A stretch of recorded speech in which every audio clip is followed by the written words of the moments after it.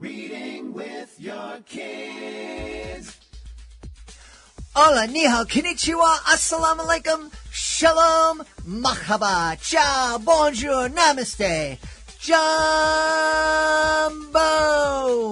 bienvenidos. Hey, my name is Jet Li. Welcome to Reading with Your Kids. We're coming to you from the beautiful, wonderful, historical neighborhood of Reedville, located in the southwest corner of Boston, Massachusetts. We're so very honored and absolutely delighted that you're joining us in our mission to help all families grow closer through reading. We do that by sharing fun, thoughtful, and thought-provoking conversations with fascinating people who just happen to be writing books for kids of all ages. You can join us in that mission by telling all of your family and friends about the show. Tell your kids' teachers, their librarian, the principal, the guidance counselor. Tell your youth minister. Tell everybody about Reading with Your Kids. And let them know that they can hear us on the WREB AM/FM 24/7 radio network. And they can find us on the iHeartRadio app, on Spotify, Apple Podcasts, Good Pods, Podcast Addict, Amazon Music, CastBox, Player FM, Audible, wherever you find your favorite shows. We have two wonderful guests for you today. First up, Deb Mallon. She is the driving force behind MightyDoodle.com. You're going to love her.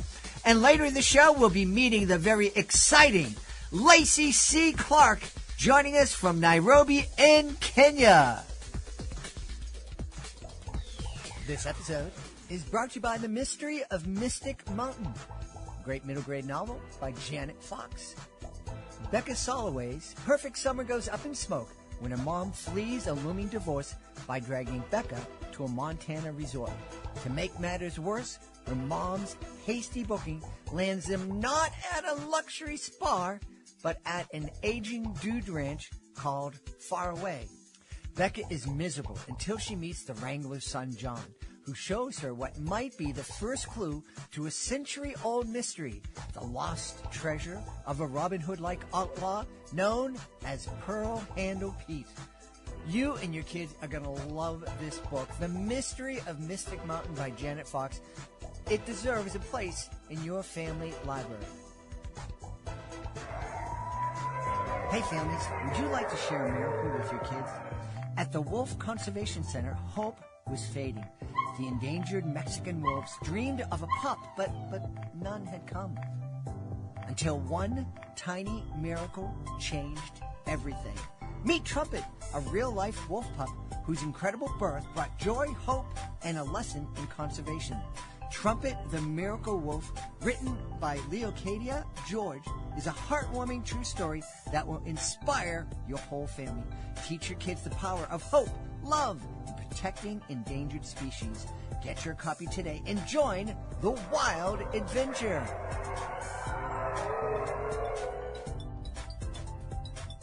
This episode of Reading with Your Kids is brought to you by We're Going to the Dinosaur Forest, written by Marie Nichols.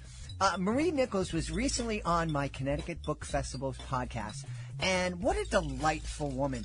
One of the things she said really struck home with me. She said, parents nurture with care, siblings are taught to share, but grandparents embrace the dares. We're Going to the Dinosaur Forest is a colorful, fun-filled book where this grandmother dares to embark on a wild journey with her grandson into the dinosaur forest. It's available on Amazon. It's also available on bookshop.org. You and your kids and you and your grandkids are going to love this book. It's We're Going to the Dinosaur Forest, written by Marie Nichols.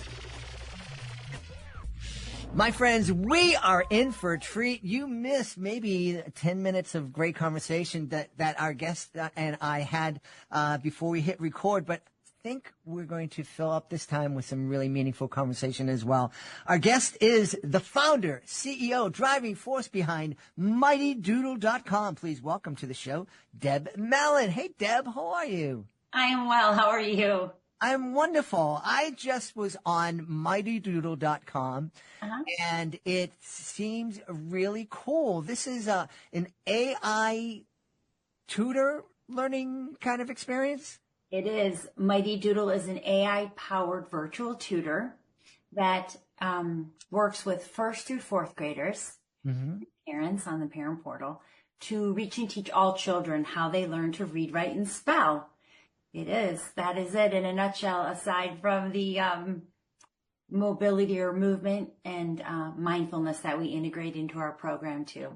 Awesome. We've talked a lot here on the podcast about getting our kids off the devices and into nature. Yes. I think that's really valuable. But I think, devices, for one thing, devices are here to stay. AI is here to stay, even though I'm a little bit scared of it. But I'm always polite when I talk to AI because I wanted to remember I was nice and polite if it takes over the world. But I think that we need to use the devices in smart ways, and it seems like Mighty Doodle is trying to do that. It is. And I am with you about children on devices. 100%. I was a fan of Jonathan Haidt before he wrote The Anxious Generation. My children had limited screen time. They're now adult sons, but back in the day. And there's a time and a place. Mm-hmm. So at Mighty Doodle, we say time is learning, so we don't waste a moment of their session times. The goal is, as I actually discussed recently at South by Southwest EDU with Jonathan Haidt's sort of co-collaborator who is a part of the forest schools, the goal would be to teach all children how to read, write, and spell using the science of reading in combination with a whole child-centered approach. It's multi-sensory, so they can't just sit dormant, like Jabba the Hutt. Just they have to be interacting. They get to be interacting, right? It's gamified. The currency keeps them engaged. And then after they're taught the way they learn, off they go. And what is that? That is the other work of children, which is play. Manipulating things outside, 3-dimensional, 2-dimensional, experiencing life the way Maria Montessori would have wanted. Mm-hmm. That is their work. Yeah. Yeah. And that's something that we've talked about here. We've had a number of kindergarten teachers on, and they are incredibly frustrated because they can't play in kindergarten anymore. There's this big systems are saying our kids aren't reading at the where they should be. We just had a conversation where we're talking about 40% of kids in 4th and 8th grade are way below where they should be in terms of reading. So they're trying to turn kindergarten into 1st grade, but there's specific things kids are supposed to learn in kindergarten, and you can't push that to 2. It's frustrating. You're preaching to the choir, right? We should be very concerned, and we are. And so we build things that are children first. Yeah. And we know that, I think it's a German word, right? Kindergarten came from. Yep. It is. And so I don't think this is what they intended. Whatsoever. I agree. I think letting children be children and allowing them to have their,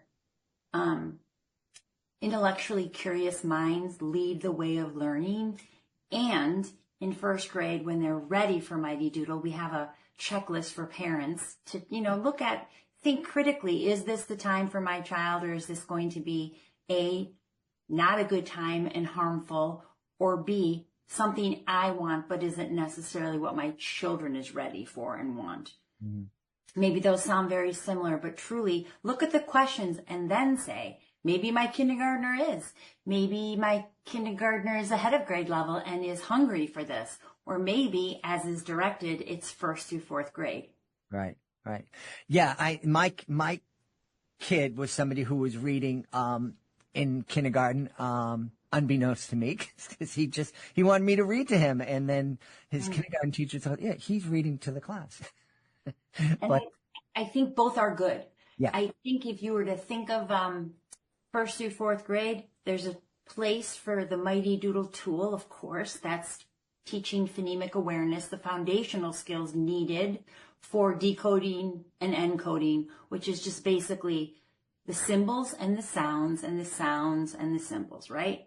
And then there's guided reading with a parent, either you, I know your dad, or a mom or a grandparent or a caregiver, guided reading sitting together.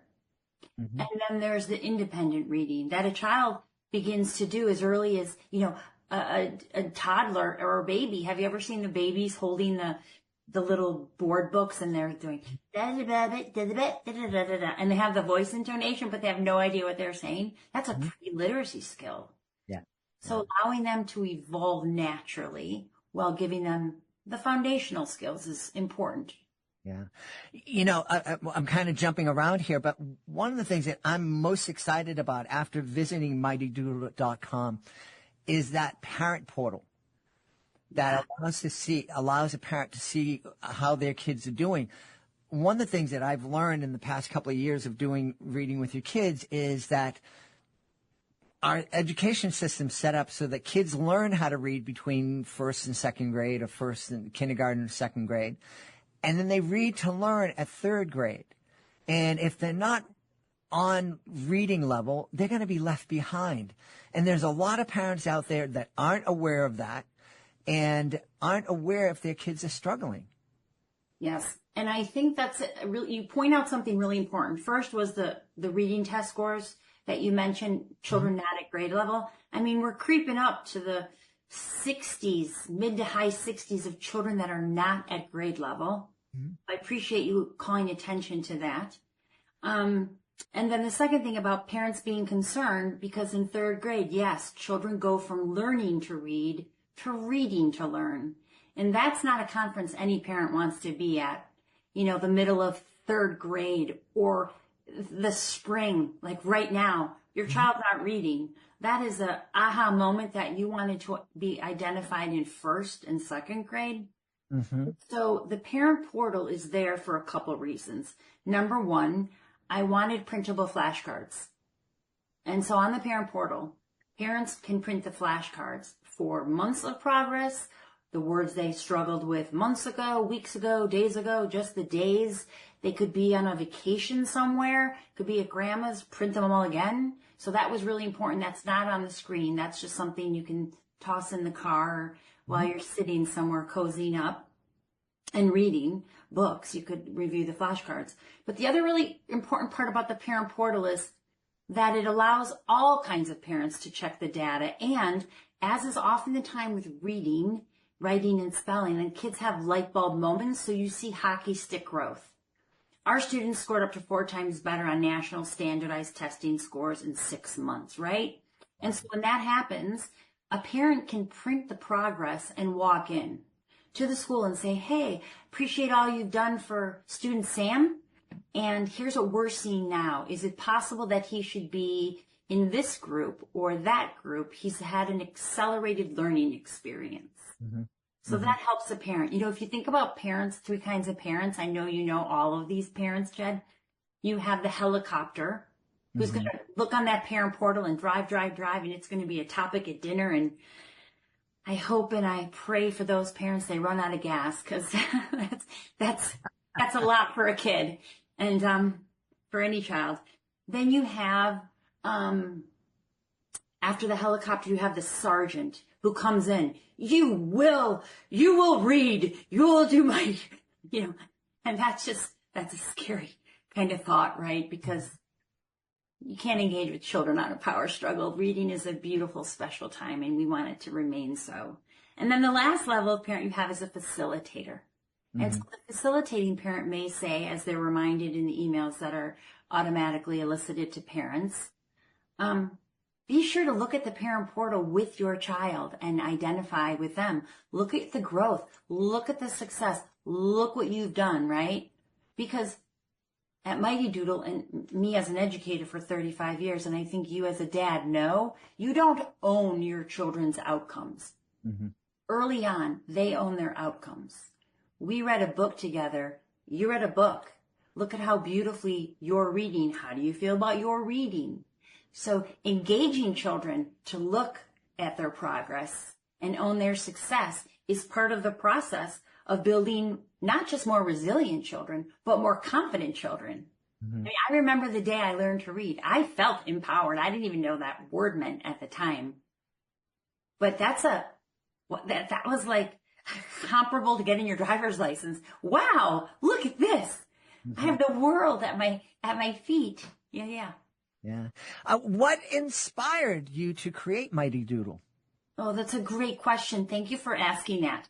I have been teaching people how to read, write, and spell since I was in first grade, and I brought the first few kids home on the bus who I knew were struggling until they said, Debbie, this feels a lot like real school. So I had to go upstairs and grab Oreo cookies, which were a hot commodity, and bribe them to keep learning. Then I was an educator, as I mentioned, again, for 35 years, and I helped a lot of children, underserved populations were my demographic. Mm-hmm.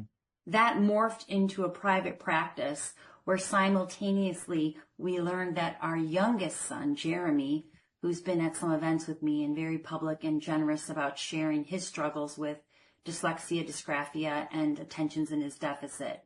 And he was identified as a neurodivergent learner, another underserved population. I had a lot of aha moments, but I felt like I couldn't reach everyone I wanted to.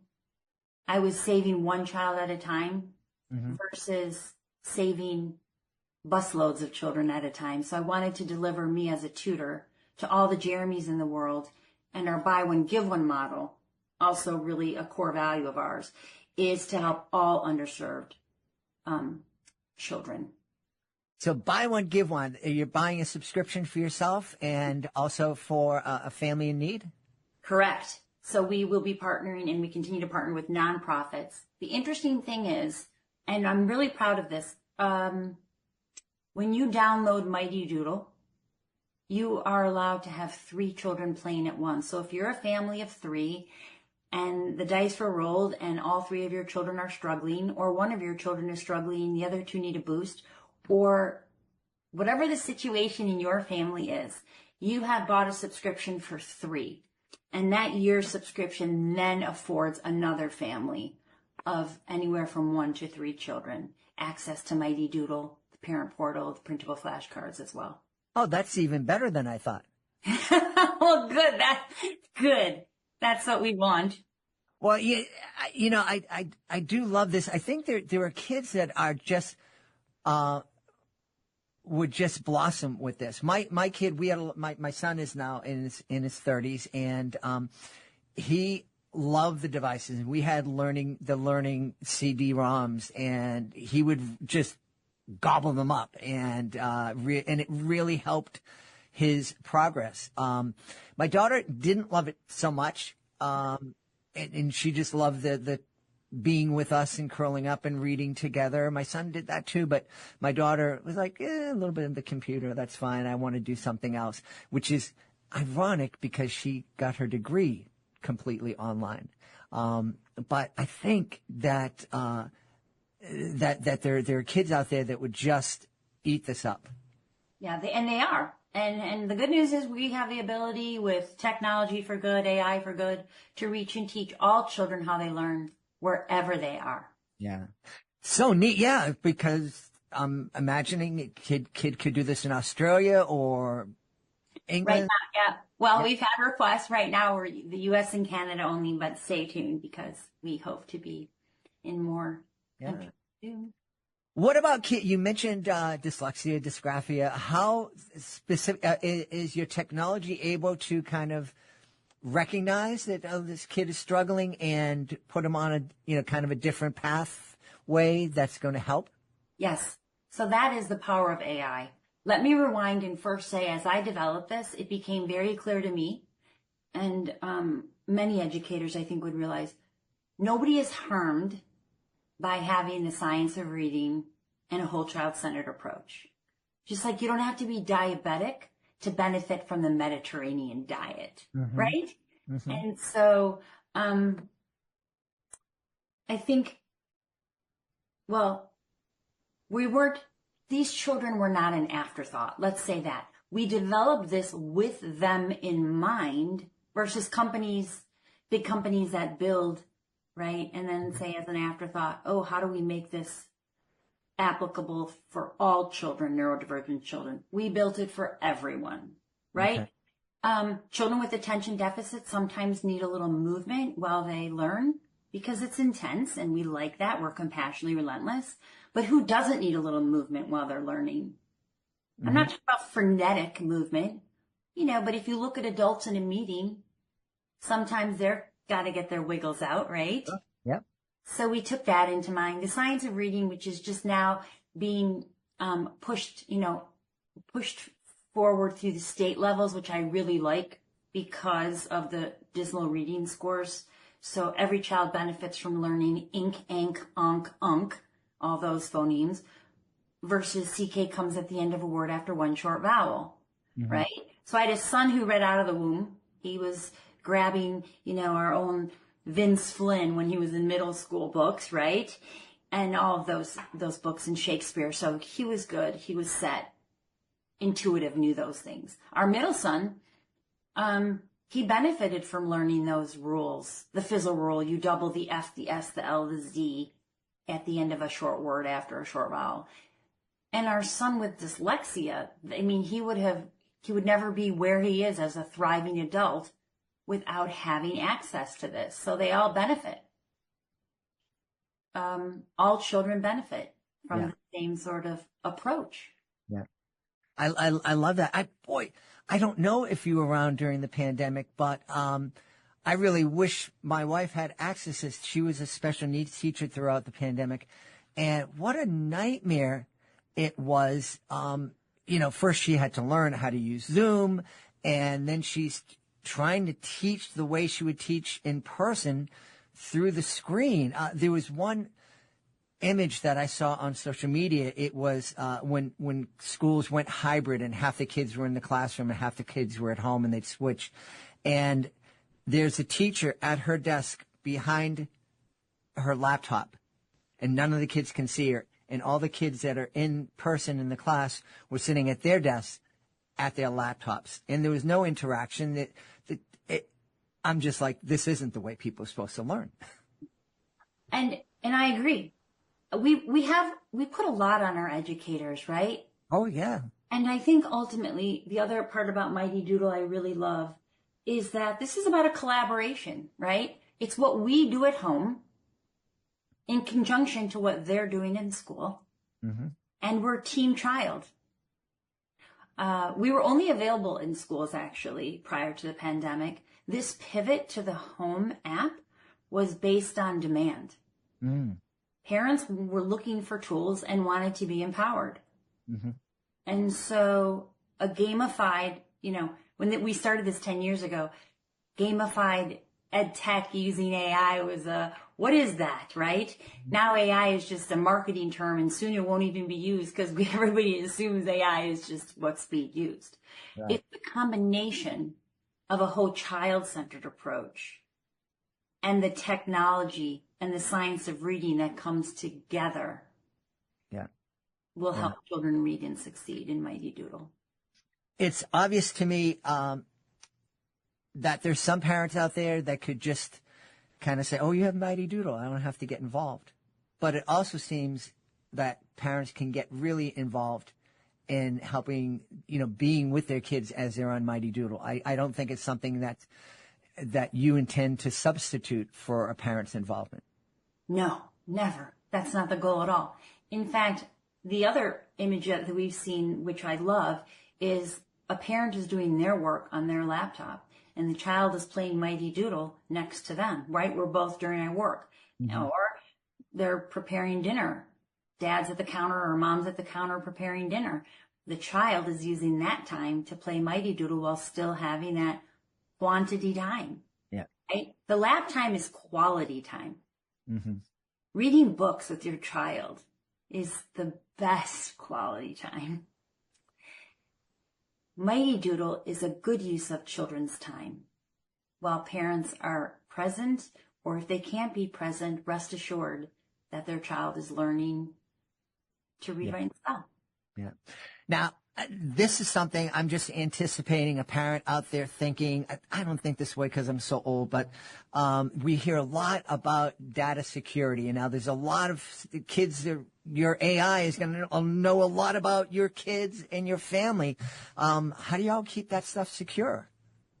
So we have this, first of all, because we're in the Apple sphere, they don't play at all. They just don't. They are strict, very strict. I mean, you know this, right?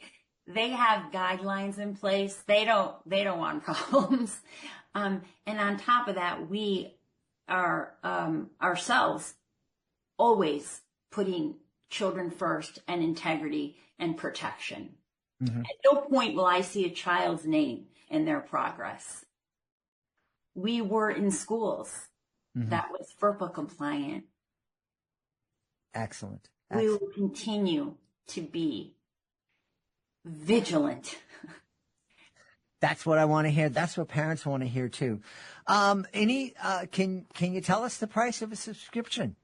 Yeah, the current price is based on the cost of a tutor for a year. So in many states, it's about $150, although I just learned in some places in California, it's in the 200s. You know this, don't you? The idea that I can get a tutor to come in and spend an hour a week with my kid for $150 a year, it ain't happening in Boston. It ain't happening in Boston. Not happening on these hills. So our price is $149 for the entire year. And there's no time limit. It's not just an hour a week. That's a great deal. Well, that was the goal, that it would be affordable for everyone. Yeah. And for those that we're most concerned about, we have our buy one, give one model. Right. So $150, 3 of your kids can use it, and you're going to enable another family and 3 of their kids to use it. Yes, because the mission all along has been to close the literacy gap. Yes. That is something that worries me. We hear a lot about, the gap between the haves and the have-nots. I think the gap that we really need to be afraid of or worried about and we really need to address, we have to address the have and have-nots, but we also really need to address the I can read and I can't read. Yeah. It's been said, this is not how I would. This is such an upbeat opportunity to talk to you, but that pipeline to prison is real. Mm-hmm. If it's estimated that 75% of children in the juvenile court system are illiterate, what do we do with that? Right. We have to teach all children how to read, write, and spell the way they learn. Mm-hmm. Based on the science of reading, ours is, Dr. Orton and Miss Gillingham, who started out in the 1930s. We just put that curriculum in a whole new light for, this century of learners, or this group of learners now. And we have got to prioritize children first as a nation if we want to see significant change. Mm-hmm. And that is, again, reaching and teaching all children how they learn regardless of zip code. Yeah. Amen. As you said earlier, you're preaching to the choir. I absolutely believe in this, and making an investment in our kids when they're young is going to save us so much on the other end. If we help our kids become productive and happy and confident, as opposed to that class to prison pipeline, boy, what a difference our nation, it would make for our nation and our world. Children and all of their unlimited potential. Yeah, amen. Deb, tell everybody where they can go. We've kind of been telling them, but just remind everybody where they can go to find out more and be a part of Mighty Doodle. Yes. Please go to mightydoodle.com and you can follow us on Instagram and Facebook. And our blog is available to help families now. We want everyone to feel a part of the conversation and a part of our community as we reach and teach all children how they learn. Awesome. 149 a year. That's cheaper than the Starbucks. Listen, we're going to close the literacy gap. That's the goal. That's right. Our guest has been the driving force behind Mighty Doodle, a fantastic AI-powered virtual tutor. Our guest has been Deb Mallon. Deb, thanks so much for being with us. Thank you so much. My friends, if you have ever thought about owning a business that's fun, rewarding, and makes a valuable contribution to kids' education, well, Brooklyn Robot Foundry is calling your name. I recently met Ginny Young. She's the founder of Brooklyn Robot Foundry. And let me tell you, she is incredible. Her passion for getting kids excited about STEAM, that's STEM plus art, it's contagious. I'm telling you. This isn't your average kids program. Brooklyn Robot Foundry is all about hands-on, screen-free STEAM fun. These kids get to build a different robot each class and take it home with them afterwards. Kids love it. Parents are raving about it. And now you can own a franchise and bring this incredible experience to families in your community. Now, this isn't your typical franchise. Brooklyn Robot Foundry is a mobile, flexible business with a deep curriculum that's making a real impact in schools and communities around the country. Franchise owners get a proven curriculum, full training, and support from a passionate team. So what are you waiting for? Please visit bit.ly/RobotJed. That's bit.ly/RobotJed. And let them know you heard about it on Reading with Your Kids. Hey, parents, grandparents, caregivers, and teachers, are you looking for a fun way to teach important values to your kids? Check out Timothy'sLessons.com. It's Timothy's Lessons. Timothy's Lessons in good values. It's Timothy's Lessons. Timothy's Lessons in good values. Teaching life lessons to his friends. It's Timothy's Lessons. Forward thinking activities. It's Timothy's Lessons. Building confidence and mental strength. It's Timothy's Lessons. Timothy's Lessons in good values. It's Timothy's Lessons. Timothy's Lessons in good values. Wonderful fun sing-along songs. It's Timothy's Lessons. Important lessons on key values. It's Timothy's Lessons. Children's books and uplifting stories. It's Timothy's Lessons. Timothy's Lessons in good values. It's Timothy's Lessons. Timothy's Lessons in good values.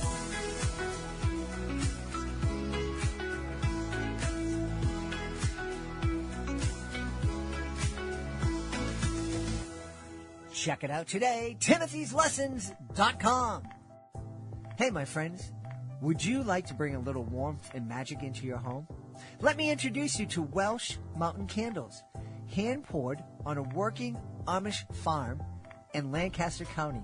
These all-natural, toxin-free candles are made from palm wax with a stunning crystallized glow, rich coconut apricot wax for a creamy finish, and essential oils for a pure, refreshing scent. Whether you're winding down, setting the mood, or just love a great candle, Welsh Mountain Candles are crafted with care and made to be shared. Visit WelshMountainCandles.com.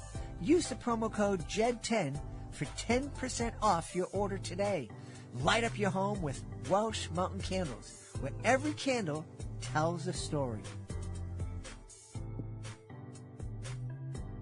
Join us right now from the beautiful city of Nairobi in Kenya. Our guest is here today to celebrate her positively wonderful picture book. It's called I Am Phenomenal Everywhere. Please welcome to the show, Lacey C. Clark.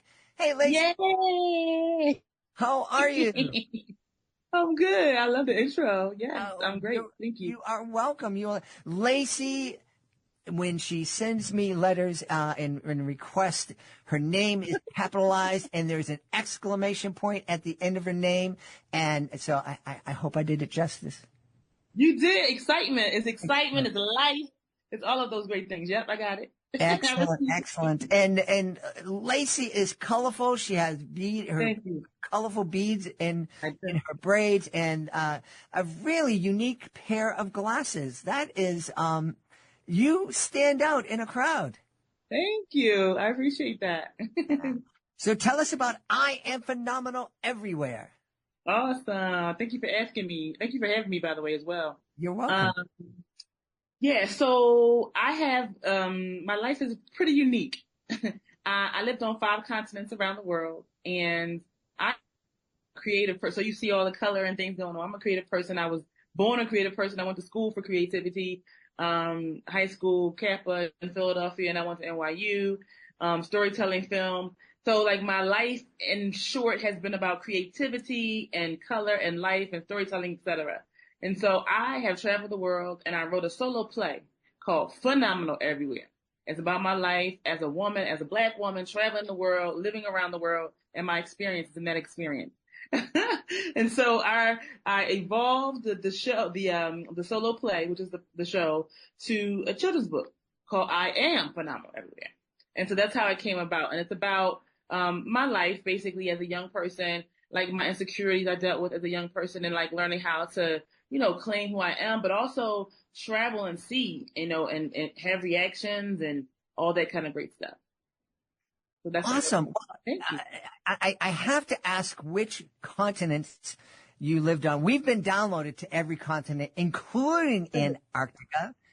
Love it. I have a feeling you might have visited Antarctica, but I don't think you live there. So what's the other continent that you haven't lived on? So I have not lived on, I haven't lived in Antarctica. I lived on 5. So it was Asia, Africa, North America, South America, and what was the other one? Europe. But they say Europe's not a continent, but Europe. So. I don't know who said Europe's not a continent. It's been a continent. Yeah, they said it did not meet all of the criteria for what a continent is, what I heard somewhere. But either way, I count Europe as a continent based on what I'm saying. So I lived in Paris. So yeah, I lived in Paris. So yes. So what has inspired this wanderlust of yours? Ooh, great question. I think, so interesting and so fascinating in the beginning of my show, I talk about how my mother was holding me. I wanted her to put me in like 4. I wanted her to put me down because I wanted to go places by myself. So I don't know if I was like it was like I don't know, because no one in my family's like this. I was the first one to travel the way as I travel. I was the first person in my community to actually travel to live in Paris. First of all, my first experience in Paris was through NYU. So it was study abroad. Mm-hmm. So I would say as an older person that my experience studying abroad was like so fascinating as a creative person, as an artist. It was like to be able to see something different, to be able to experience different things, foods and smells and people and experiences and all those things, all those different things were really inspirational to me. So I loved it. And I just wanted to keep on doing different things. Like that's what kind of like sparked the older, like thinking adult. But I think it really probably started when I was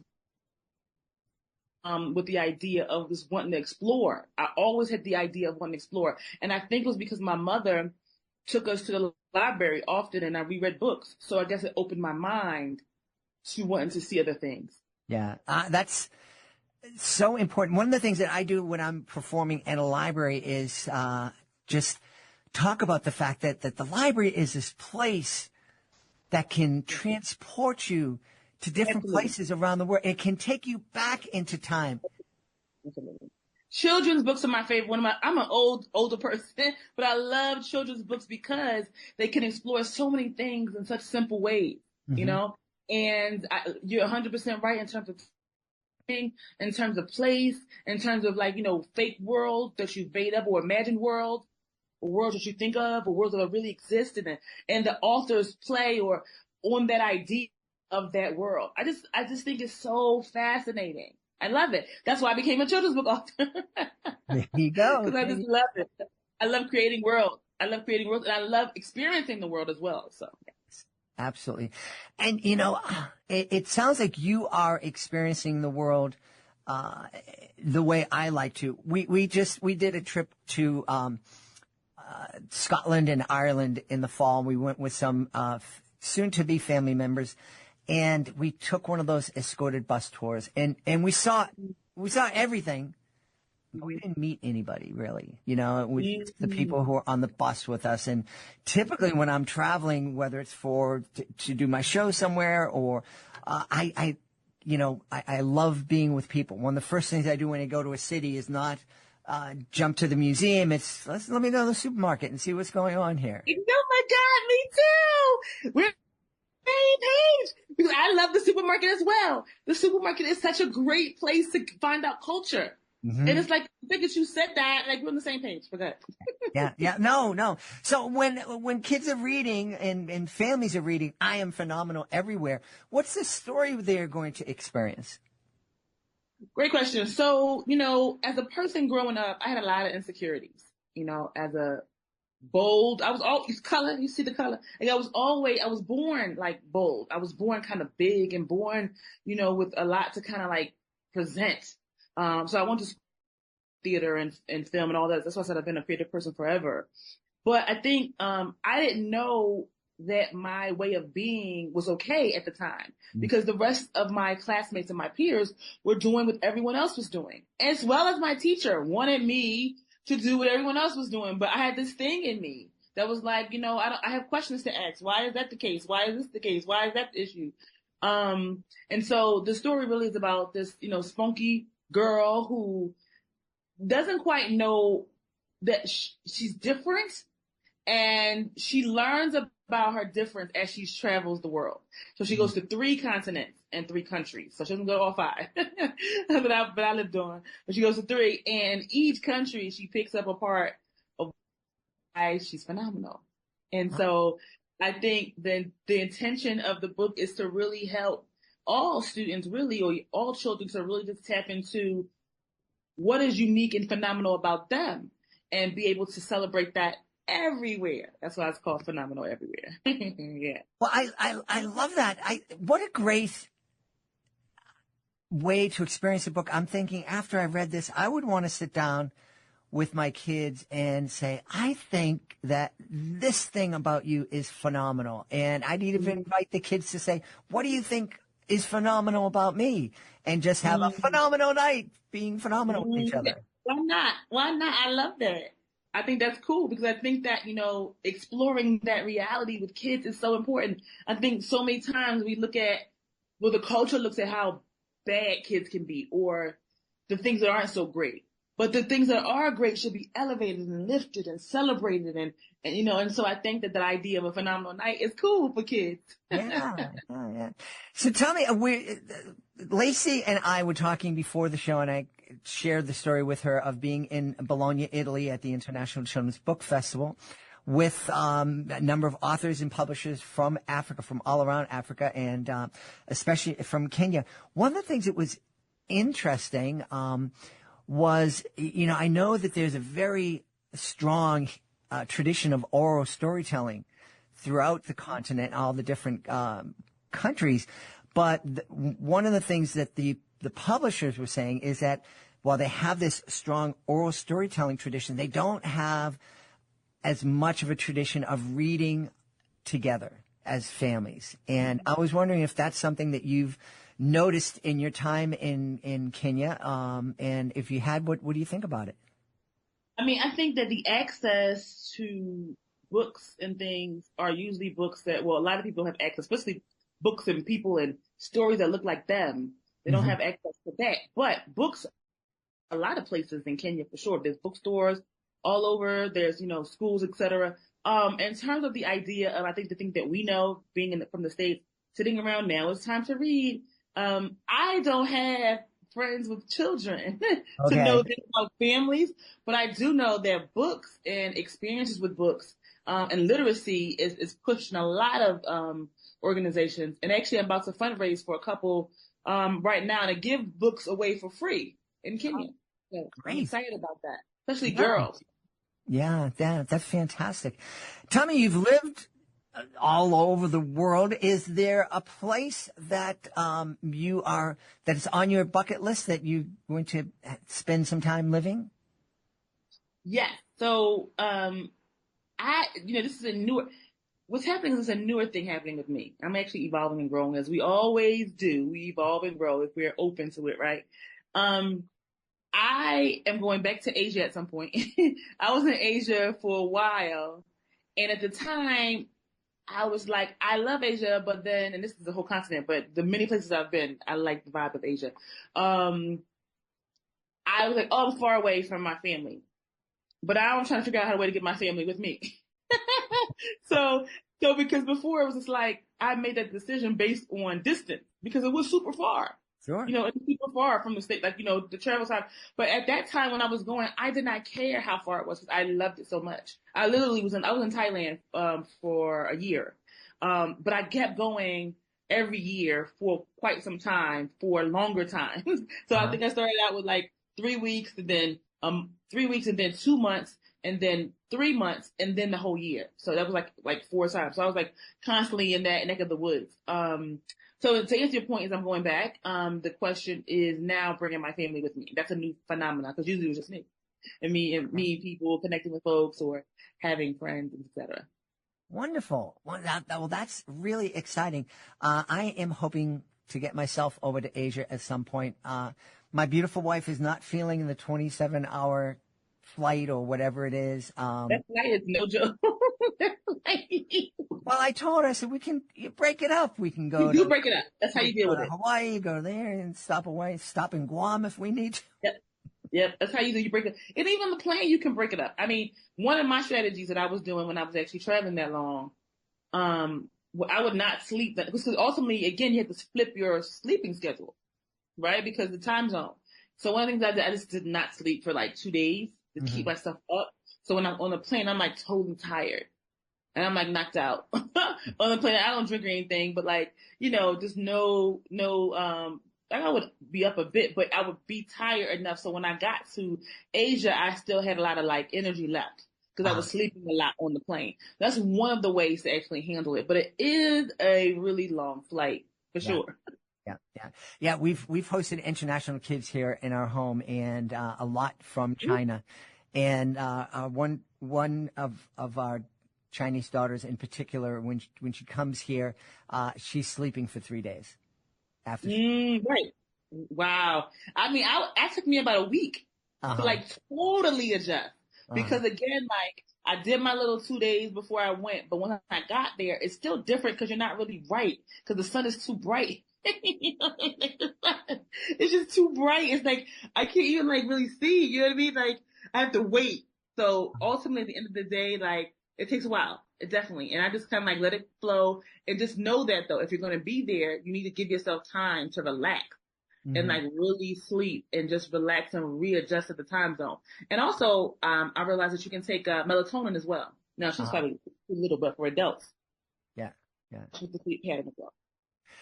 Tell me, I'm imagining that there's a parent out there that's listening to you, hearing your energy, hearing your stories, hearing me talk about the bright colors that you're wearing and the glasses, and they're sitting down saying, "That's my kid. That's my kid." And so, the last thing I would want to do if that was my kid is to force that kid to be like everybody else. How can that parent encourage that little Lacey that's living in their home to grow up to be phenomenal everywhere? I love that. Awesome question. Love it, love it, love it. Whew. So, I think I know one of the things that my dear mother always allowed me to find my path. Like, I think she saw early, she's very perceptive. I mean, I think all mothers are to a degree, I'm assuming, right? That their perception, you can see what's going on with the child, right? You can see.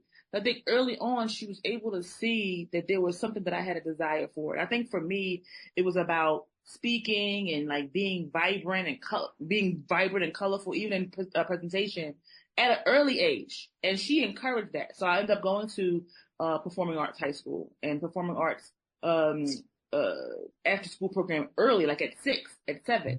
So she was able to put me in programming that seemed to fit. My father was one who paid, paid for it. But to put me in programs that were encouraged me to kind of like just be as bright as I could be. And that was stage. So that's why I learned the theater. That's why I did the solo play. So I learned the theater, I learned the acting, I learned all of that, early on. I mean, I not only learned acting, but dancing and singing as well, to really kind of like nurture the creative part of me that was like always busting out and dancing and doing whatever, So I think a parent, it's important to be perceptive and to see what, I have a little cousin and I'll finish that thought, super, super smart. And I saw that at 6 months. So I started reading to her at 6 months because I saw how sharp she was. So I wanted to jump on it quick. Now I'm not sure if the parent, which is my cousin, my first cousin, the child was my second cousin, was so perceptive to see how sharp she was. But I was perceptive to that. So if to me, I would constantly nurture that. But I did as best I could as the cousin to take her to museums. We in Philadelphia, we went to the Please Touch Museum. I took her at 1 year old. She was not even really, but she saw like this world that was so fascinating to her at Please Touch. So I was able to see. So I would think that the mother, the parents need to be perceptive, number one, and also nourish what that perception is. If they dance, if they sing, if they draw, if they, I don't know, what else could they do? Cook, whatever that thing is, like nourish it, and pour into it as much as possible. I think that is where the phenomenality is born. Yeah, that's beautiful. That's beautiful. Hey, Lacey, is there a place, you mentioned your one-person show. Is there a place where we can see that, maybe online or live? Not yet. Okay. I've done it. I've done it on 3 continents, but I'm not performing it. I'm actually might get someone else to perform it because it's my life. It was so dramatic for me. It was very, very deep for me because it was all it was my life, and I had to like pull up stuff. You know what I mean? From like this area, that area, and it was a lot. So I do intend on doing it again, but I do want to get someone else to perform it because it's still a powerful story, I think. Whether I perform it or not. I mean, I just happen to be trained and I know how to perform, well with things like that. But there are other people that are amazing as well. So me personally, not soon, but at some point. So you gotta follow me on Instagram for that. But go ahead, listen. I was going to say, where can we go to find out more about I Am Phenomenal Everywhere and find out more about you? Yeah, thank you for asking. So I was going to say that on Instagram is usually how people are keeping up with things today. So I would say Instagram, my name, Lacey C. Clark, Lacey C-Clark, Lacey, Lacey C-Clark, my name on Instagram. But my book, I Am Phenomenal, and that's also a link on there as well. But my book, I Am Phenomenal Everywhere, is on Amazon. So if you type that in, it'll come right up. I Am Phenomenal Everywhere. And the great news about the book is that since it just came out, March 13th, it's been #1 new release. So I'm excited about that. There you go. Congratulations. That is wonderful. We've had a phenomenal time speaking to the author of I Am Phenomenal Everywhere. Our guest has been Lacey C. Clark. Hey, yeah. Thanks so much for being on Reading with Your Kids. Thank you so much for having me. Hey, we hope you've enjoyed this episode of Reading with Your Kids and will join us for the next exciting episode of the show. Hey, and we really, really are excited and hope you join us for the debut of the Real Magic Podcast. It's debuting May 3rd, so just a little bit over a week or so. You'll be able to meet the cast, myself, Jedley, Augie, Calvin, Daisy, 3 great pups, and our mission is to share stories of respect and kindness and inspire kids to laugh, to get excited, and of course, to always remember that real magic happens when we are kind and respectful to others. You'll be able to find a Real Magic Podcast wherever you find your favorite shows. It's on the iHeartRadio app. It's also on Spotify, Apple Podcasts, Good Podcasts, Addict, CastBox, wherever you find your favorite shows. You'll be able to find the Reading with Your Kids podcast and the Real Magic Podcast. Now, Real Magic, the word podcast is spelled differently. My pups insisted on it. It's spelled P-A-W-E-D-C-A-S-T. So Real Magic Podcast. You and your kids are going to have an awful lot of fun listening to that show. Want to thank the folks who made today's show so wonderful, starting with our guest, Deb Mallon. Please be sure to check out mightydoodle.com. I just love when we can use technology to help our kids learn.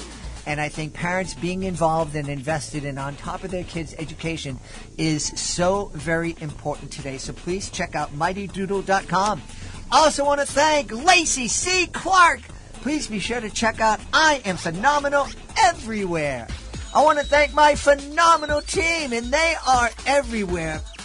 Fatima Khan, Chris Doherty, Rory Grady, Stella Sheree, Megan Bocher, I want to thank my beautiful wife for all the support she gives me. Most of all, we all want to thank you. Thank you so very much for joining us today. And as always, thank you so very much for taking the time to make the world a better place.